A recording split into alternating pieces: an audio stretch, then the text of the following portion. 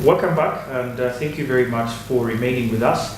This is the point where we discuss matters concerning policy, matters concerning the youth, the young people in business, and get to find solutions to the current problems that we are facing as an economy that is growing. Now, today we are talking unemployment, and particularly for the youth.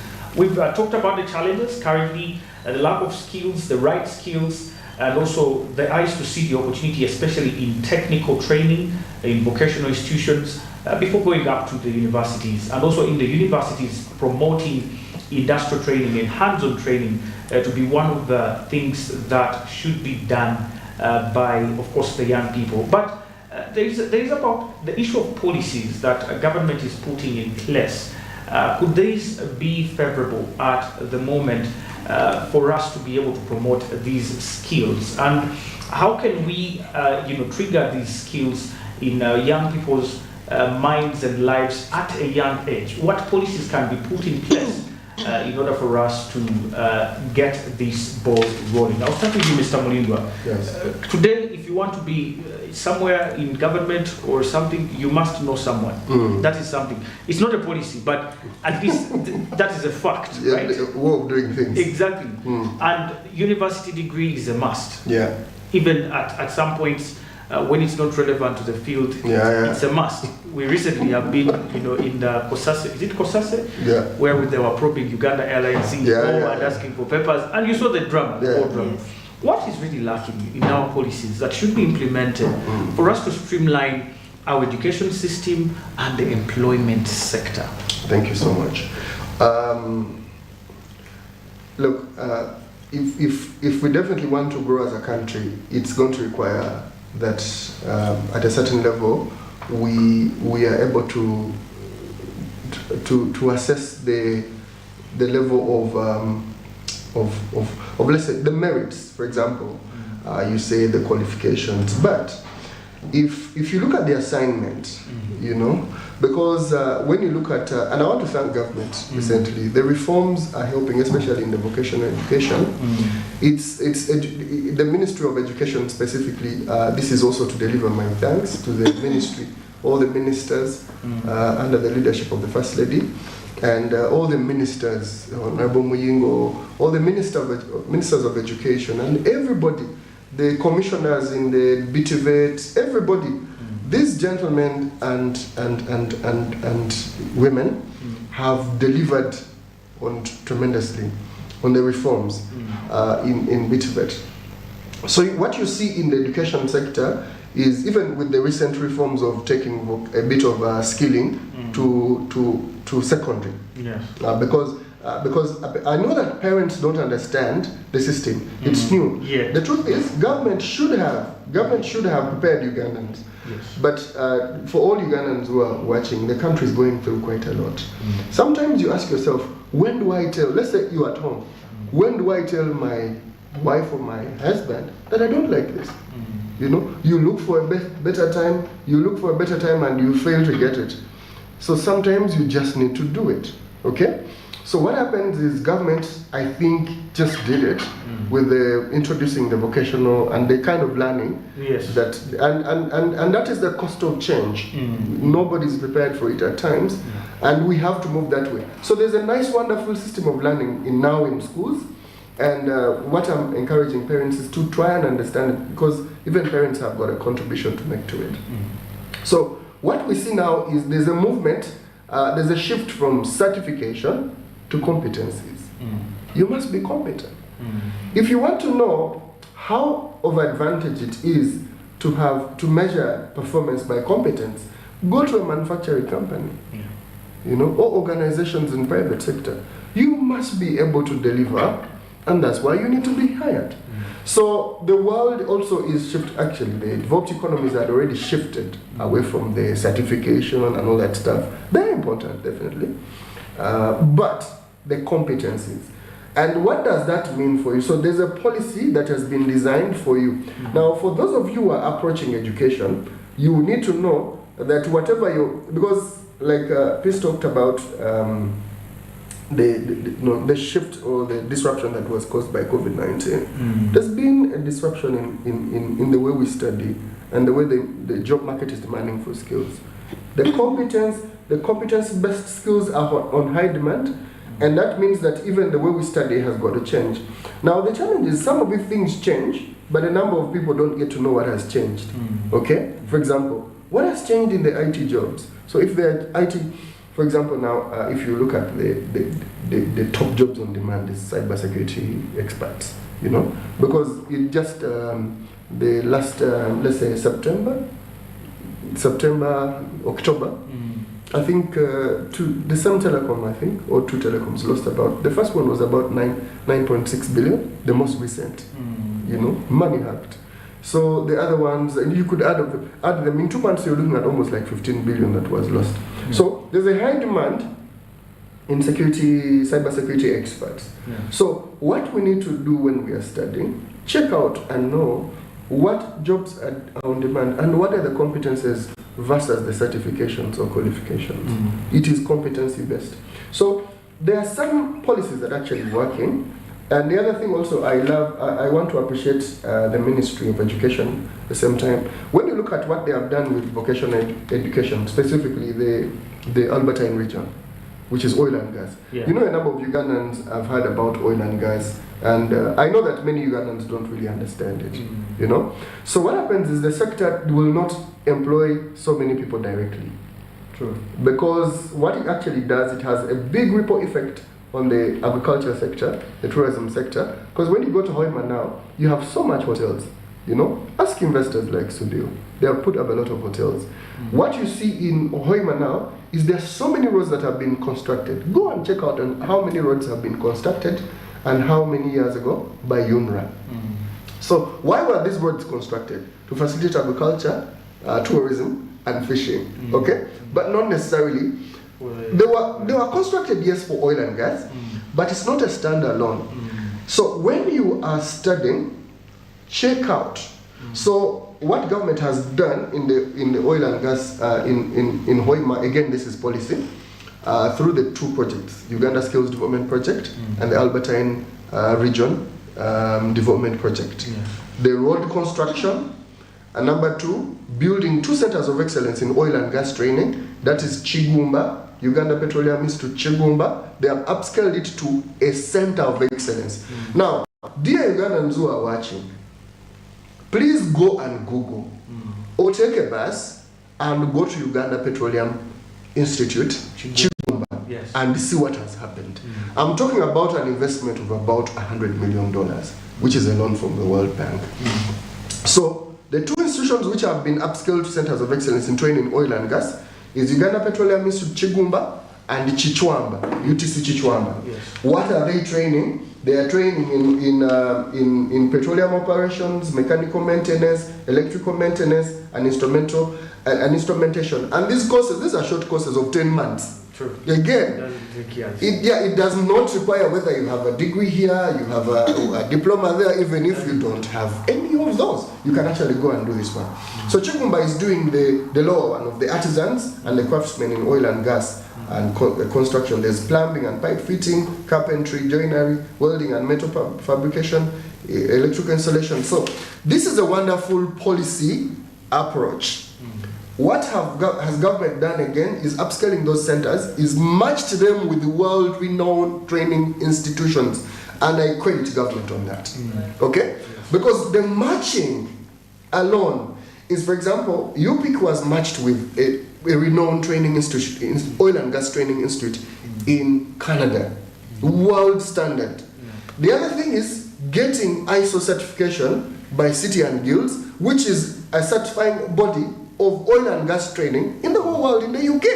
So that is a policy shift that is helping. So where the challenge is Ugandans knowing where are we? Most Ugandans, and remember I didn't talk about this, the 21st century is driven by information. What drove those other centuries were a bit of electricity, you know. We are driven by information. That is why you've seen that even on the ITs, the innovation has been so much on platforms that allow information sharing and accessing. Okay? What makes you an educated of the 21st century? You must be able to access, integrate information. So, like I said, it's an information generation. That's why you see there's a lot of innovation of apps that allow information sharing. Twitter, Instagram, TikTok, you know. These are not play areas, guys. They are not play areas. It's to allow you to access information. Why? It's because information is the most important thing now in our time. So access to information is going to be very key. The policy shifts on what government has done is wonderful. Now the last thing I'll say on this one, on labor externalization, like you said it, we should, it's a global, we used to hear the global village. The world one day will become a global village. Invention of internet, growth of it, it is here. What you see Ugandans living, the moment Ugandans were allowed to live and go and work in Saudi Arabia, in Qatar, whether they were oppressed here, whether they were unemployed here, it also existed because the mindset has been allowed that you can actually work in another country. Okay? So that is a global village we used to hear about. Now, we can send maids in Qatar and they earn 2 million. But we can actually send a chef and they earn 7 million in the same country. Sure. Are those jobs there? Yes. Are countries which are earning money? There are countries which prepared their people for that, like Philippines. Yes. In the early days of labor export to Dubai and all that, those countries, Philippines, they were exporting hotel managers, chefs, and they had all those jobs. So, why the policy was very important to upscale the training institutions to have international certification is because you're not training for local labor consumption alone. It's for export. Yes. Why did we export maids versus chefs versus plumbers versus electricians? It's because they were trained locally. They did not have international exposure and certification. That is happening. So the game for Uganda, government has done something, by the way. And like I've said, there's an information gap. I used to be one of them who never cared about what government is doing. It is very important that you know, because it's your money. What government is investing is your money. It's very important to know. Now I know that the association that puts together all companies that export labor under the means of gender are being attached to universities, are being attached to training institutions, and they are asking for, tell us which people are training in what. They are also providing information that please training in this. Train in this because there will be jobs in Germany, there will be jobs in everywhere. Apparently the computer skills, let's say IT skills, are on high demand in the world. Yes. And it doesn't matter whether you're Ugandan. And then with BPOs, you can work remotely. Yes. This knows the things much better. Yes. You know? Yeah. Thank you very much, Mr. Mlindo. Our time is so far spent and the discussion seems to have just got started. Yeah. But to you, Madam Peace, as we wind up in about 1 minute, your last word, especially to the young girls out there and how they can get help from Zimba women and where they can access. Yeah, my word to the young girls out there is do not get discouraged by what you hear, how you've been raised, and know that all the opportunities are open for all of us. For all of us, that includes men and women. Yeah? And know that there's institutions out there that you can reach out to for support. Patrick talked about policies. There are government policies that are created specifically to encourage women participation. Women participation in trade, in tourism, in agriculture. Every ministry has an office that is doing diversity and inclusion, and that is inclusion of women. So when you step behind and you're competing with gentlemen who already have a step ahead without taking advantage of these incentives that the government is offering, then you're missing out. Yes. Yeah? Let us be job creators. Let's not just wait for people to create jobs for us and our children. Look at your children and think about, what do I want for these people when they grow up? So am I creating an enabling environment, not only at home, but also out in the world? It's part of the reason we started Zimba Women. We looked at our daughters, both of us are mothers of girls, and we said, how are we going to make it easier for them, considering how hard it was for us? So in that, we created a place where we know that our daughters will come and work when they finish school. Whether she's going to be an engineer, or a lawyer, or an accountant, there will always be a place for her at Zimba Women. And that's something that I want to pass on to the young girls. Try to create an opportunity, not just for you right now, but also for the future. Yeah, take advantage, educate yourself, network. Network is very important. It's something that we've talked a lot about. And of course, education. No matter which way you go, whether you're a business person or you're going corporate, educate yourself. Make sure you finish your education. You know, sometimes a job will have a degree in any field. The reason why it's that way is not because they don't care what you studied. It's because finishing a degree or a diploma or a technical course is your first show of commitment. Yes. Yeah. If you're not able to commit 3 years of your life when you're young and there's nothing much happening, how am I going to trust you that you're going to handle my company very well? How are you going to be employed? You know, because when somebody employs you, they are trusting you with. For our case, Zimba is our baby. I'm trusting you with my baby because sometimes I will go out of the country and you'll be in charge and you'll be the decision maker. If you did not finish your degree or you did not finish your diploma, I would say, if this person is unable to commit, how am I able to trust her with one of the things which are most important to me after my children, of course? Yeah. So that is something that we need to do as girls. We are all fighting for this together. So let us help the government fight. Let us help the community fight, because they are all fighting for us. The opportunities are there for either getting employed or creating employment, but join the fight so that you're also fighting for yourself. You know, don't be like those people who pray for God to send them a boat and they're not swimming to the boat. The boat is there, but you want the boat to actually come to where you are. Or that joke they say of you gave someone a goat and now they're waiting for a rope. Yeah? Or the joke about the other tribe where they said that the truck fell with sodas and they're waiting for another truck to fall with bread. No. If the opportunity is there, grab it and start from there and start moving. Move, and when you're moving, pull others with you. Because the worst thing to do is to be the only person in your village who's doing well. When you're doing well, then you can pull your resources. You see like how circles are flourishing. You pull your resources together. We have an organization we work with that does fishing village work. You know, they teach women how to create circles. When you join your resources, then your organization grows better. So you have more money to invest, more money to create more jobs, more employability. So let us invest in ourselves first. Education, networking, and also fighting. Like, fight in whatever way you can to try that you're not left behind. Well, thank you very much, Madam Peace. Maybe where Zimba can be found, like you did mention. Our office is in Kamocha, but the easiest place to find us is online. Please, I know most people, even the women, you know, a lot of people say educated people don't know how to use computers. That is a lie. We implemented a project where we worked with market women during the COVID time, and everybody can use a smartphone if they have access to it. You can find us online. We are www.zimbawomen.org, or you can just Google. Put in your Google Zimba Women. It will show up with the address, the telephone, our contacts. You see our pictures, so you know exactly who you're looking for. And there is help for women in whatever field, whether you're still in school or you're doing business, whether you're educated or uneducated. We have an opportunity and a place for you. Ours is a sisterhood. We're looking. Yes, we don't want to leave our sisters, especially the youth, the future generation, behind. Thank you very much, please. Now to you, Mr. Mlingwa, just in 30 seconds, about Youth Entrepreneurship Spark. Where can people find you, and how can they get helped? Thank you so much. About Youth Entrepreneurship Spark, we are committed.